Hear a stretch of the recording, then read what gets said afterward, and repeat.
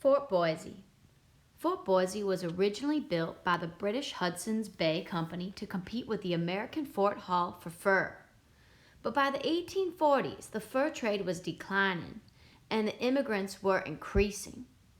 The fort served as a supply point along the Oregon Trail until 1854, when it was abandoned due to flooding and Indian attacks. In 1863, the military constructed a new Fort Boise near the present town of Boise, Idaho. Check out the map below. It was first located along the Snake River. By the time the immigrants struck west from the Fort Boise, it was mid-September. As winter was quickly approaching, it was on the mind of nearly everyone as they hurried through this region, and they still had 400 miles to travel. Now, thinking about the main idea of what I just read, I think it's mostly about Fort Boise, one of the last stops on the Oregon Trail.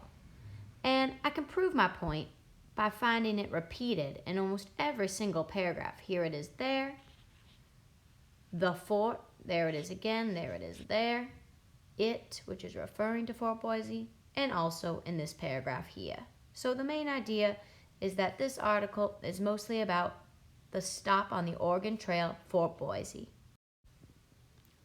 One detail that supports the main idea is in the first paragraph here, that it was originally built by the British Hudson's Bay Company to compete with the American Fort Hall for fur.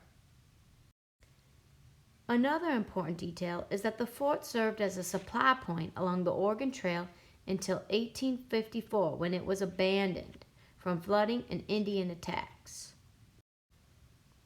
I also think it's important to highlight this detail, that the military constructed a new Fort Boise near present town Boise, Idaho. Finally, in this last paragraph, I think it's an important detail to highlight that the immigrants struck west from Fort Boise. It was mid-September. Winter was quickly approaching. They still had 400 miles to travel.